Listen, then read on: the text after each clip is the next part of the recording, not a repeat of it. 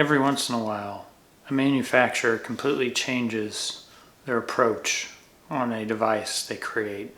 Sometimes it can just be the design. Sometimes it can be a complete overhaul of the phone or whatever the technology is. That is what this company has done. A complete overhaul of what the previous phones were. One of the most premier phones of the year. That is the Google Pixel 6 Pro. Let's get into it and talk about all the amazing stuff that Google did this year.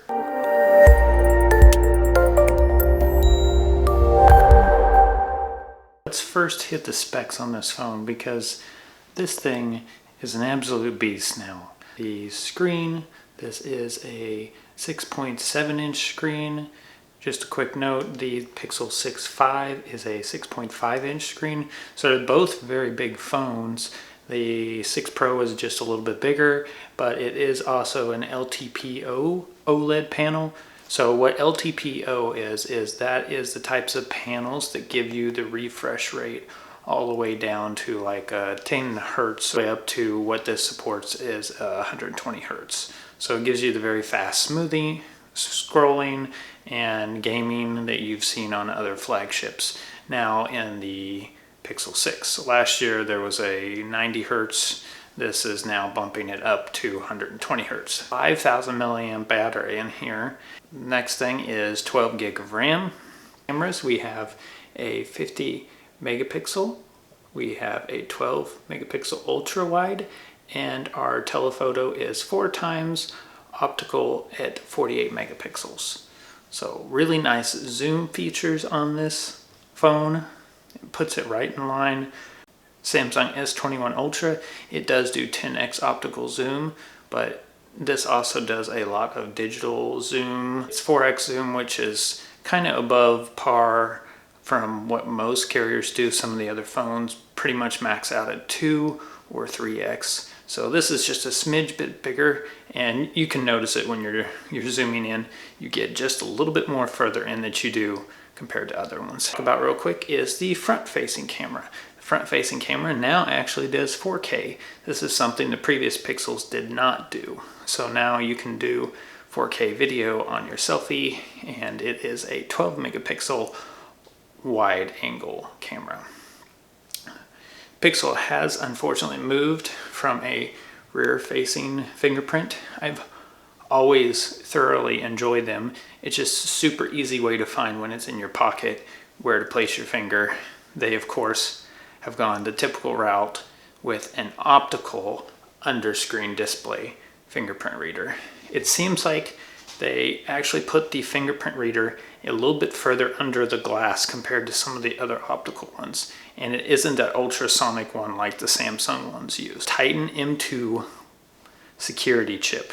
Essentially what that does is it helps hardware protect and software protect above other Android phones. 5 years of updates. Keep in mind this is 5 years of security updates. I believe Google is confirming 3 years of actual OS updates. So, Android 13, 14, and all the way up to Android 15.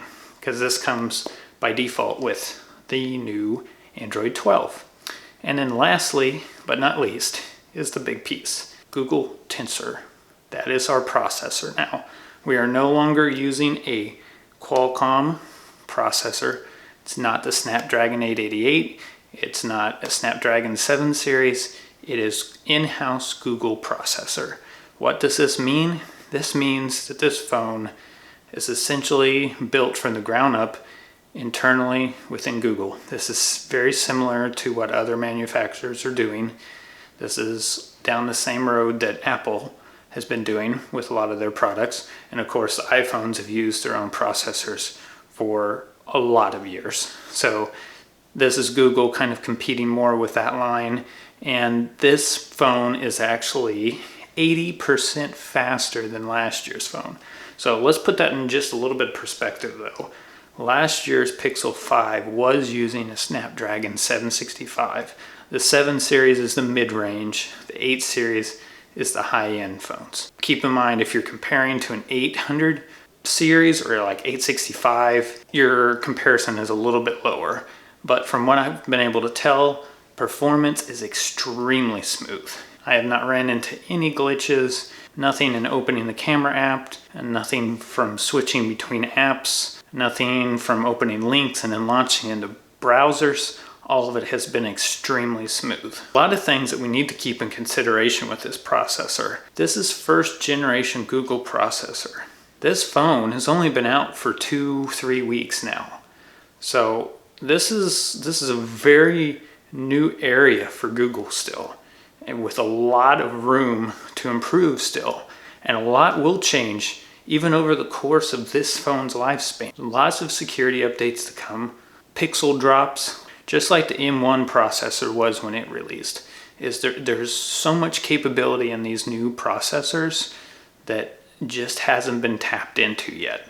So when we look at these and compare these new processors that are being developed in-house by these major manufacturers, we have to consider that just because of what we're seeing right now at face value and what the performance is, does not mean that there isn't way more that this device or this processor will be able to do in the long haul. Some of the advantages that we see with this processor is just performance of the camera and computational photography. This is all things that can be tweaked very minutely because of everything being built in-house. They can optimize the RAM, they can optimize the storage, the reads, the camera shutters, and the processor, how computational photography is working.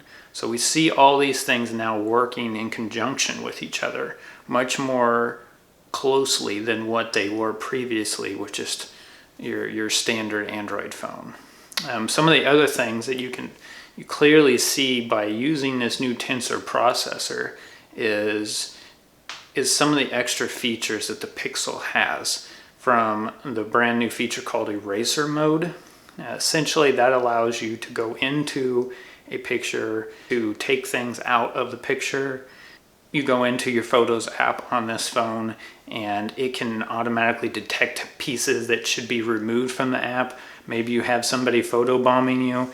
It does a very good job of removing these things. They're all things that are local processing power that are now being done locally on the device. Another big thing that this Tensor processor is really showing its muscle with: voice activation. Voice activation and even voice dictation.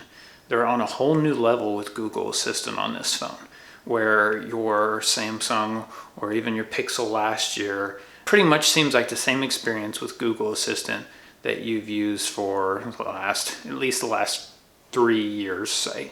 But the experience on the Pixel 6 and the 6 Pro is a totally different experience, especially with voice dictation. And you can kind of see that if you go into the dictation app, but more importantly is text on this device.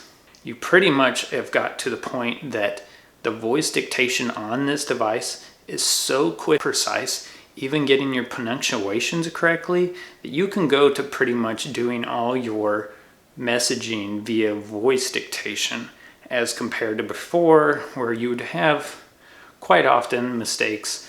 Like, for example, my Z Fold 3, which has been my daily driver prior to this, and you go in, you do the voice dictation, there's several things that it may pick up on that's incorrect still. It doesn't have your pronunciations, and you have no way to really fine-tune and correct that once you are dictating. This is all possible with the new Google Assistant on this phone. You even have the capabilities when you're dictating to say not that or clear this. Kind of, if you're familiar with ever hearing like a voice dictation software, popular business one is called Nuance Dragon. It's very used heavily in the medical field. We're finally getting to a point to where you can pretty much dictate your thoughts out verbally instead than having to type them. These are all great things that I've seen so far from the Tensor processor.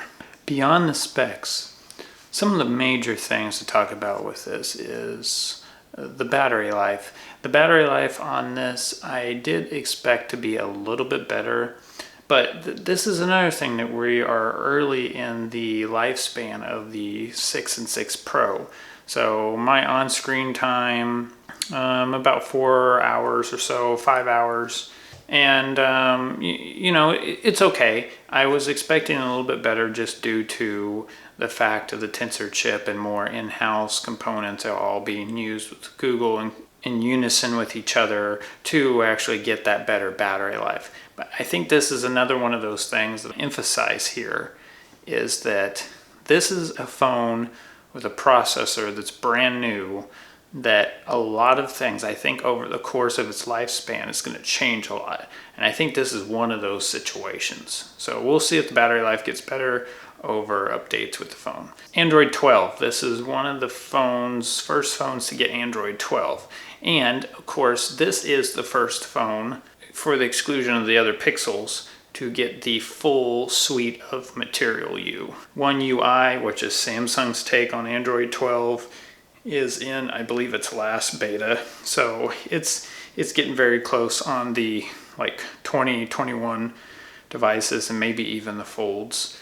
But as of right now, the Pixel line is the only device that allows Material You, which does allow a lot of customization and just makes the phone feel more like yours, because what happens with Material You is when you customize the wallpapers, you get the ability to customize the actual icons with the wallpaper. So everything between the notification shade and the wallpapers all have the same color to them.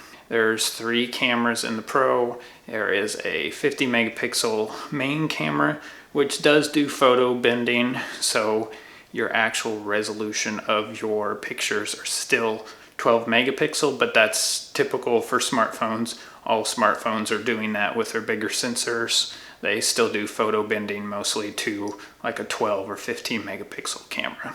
And then the ultra wide is a 12 megapixel ultra wide. And then of course we have the telephoto, which does 4x optical zoom. The telephoto, in my opinion, is really great. I know some people really say they like the ultra wide better on a camera as opposed to the telephoto. In my personal use with kids and environments and pets, telephoto is always a huge thing for me. So that's why I gravitated to the Pro over the 6. But if you don't do a lot of zoom pictures, the 6 has all the same main camera and the ultra wide, so you're not really missing out unless you want that zoom stuff. Night mode and astrophotography, another thing that keeps continually improving on the Pixels. I don't know how this gets so great to take a picture at night on these devices, but some of your other phones that do nighttime photography, you kind of feel like you get a little bit of a yellow hue to the environment.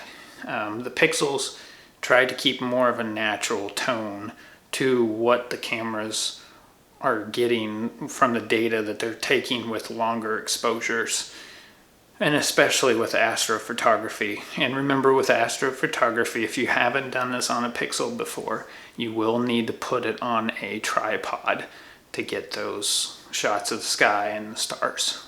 Kids are almost impossible to get pictures. I'm sure some of you out there know what I'm talking about. It's a nightmare to try to get pictures of your kids because they can't sit still, they can't stand still, they're always doing something. So what the Pixels do is, if there is detecting a lot of motion blur, it'll actually activate the wide angle lens as well as the primary when you're taking the picture, and then it'll actually create multiple photos together and do computational photography stuff, where it'll actually try to blur out or reduce the blur that you have in your pictures. And I've actually seen this quite a bit, and it has helped on several pictures. I still sometimes get a blur, but compared to like taking pictures on my Z Fold 3, I definitely have way less. And because the whole camera system and being developed with Google, and I think this is another thing that Tensor comes into play, just the shutter speed of the camera, regardless of which camera or which lens you're using, is so quick. Like, you tap that button and it's instant. You've got your picture. Where still shutter speed on a lot of other Android smartphones, you still can have that potential just millisecond delay. And when you're talking about subjects that can't sit still or stand still, that millisecond is a huge difference. But one of the other things that's a real benefit of the Pixels is the pixel drops. This is something Google always does with Pixel phones. At least a couple times, few times a year, there's some new feature that comes with the Pixels. A lot of times they even make sure it's backwards compatible with the older Pixels. So it will be kind of interesting in this situation now where Google has some older devices that they're still supporting. Will they get the new Pixel drops, or will it just be the 6 and 6 Pro?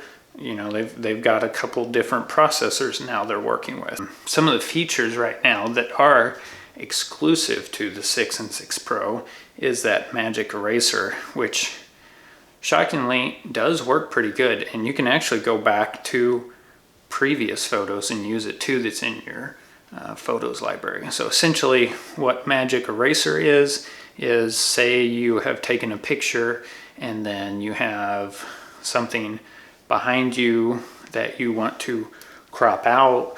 Maybe somebody photobombed your picture, or you're in public and have done a public photo and you want to take the people out of it. Typically you would use a photo editing software, or open the Google Photos app, find your photo, go over to Tools, select the Magic Eraser. Quite often with AI on the Google devices, it'll even detect probably what you're wanting to take out and auto highlight those. If it doesn't, tap it and make a circle around your item that you no longer want, and it's gone. And then Screen Call is still here. It's probably the absolute best robocall still out there. The amount of calls that is reduced, at least for the next foreseeable couple months at least, is remarkable. So Screen Call, always a great feature. Love it. Essentially, it just allows Google to answer your calls and then ask you to identify who you are. No phone is perfect. So I think a couple of those things is the battery life. Like I said before, I feel like it could still be a little bit better, but it's pretty good for battery life. Most importantly is the design of the back. This thing is so slippery. So I'm going to give you an example here real quick. Watch very closely.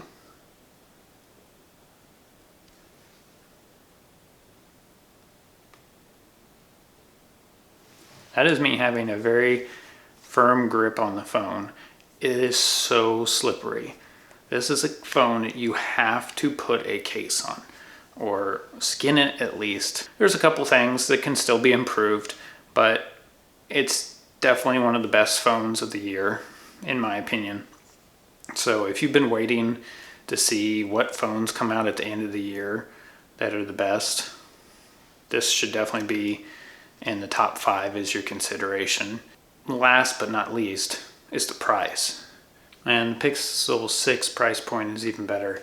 It is at $599 for starting out, which just undercuts all the competition. You still get a great screen to it. You still get 2 of the 3 cameras. You actually get a flat screen compared to a curve that the 6 Pro has. And really, other than that, a little bit smaller amount of RAM, which I don't think on a Pixel you're really going to notice, but you're getting all the performance. You're still getting the new Tensor processor. You're still getting the newest OS. You're getting a great amount of features at $600. Pixel 6 Pro comes in at $899. So that's undercutting the other flagships like the iPhone Pro 13 and the S22 Ultra by at least 100. So Google did a really good job on the price point as well. I think that is a very big point with these. You're now getting a phone that is at least $100 cheaper than the other flagships. You're getting an Android phone that now can support up to 5 years of security updates, and you're getting Google's direct interpretation of how they believe Android OS should be, and you're of course getting the newest versions of Android. These are great phones. You should definitely consider it as your next phone. Till the next one, see you guys.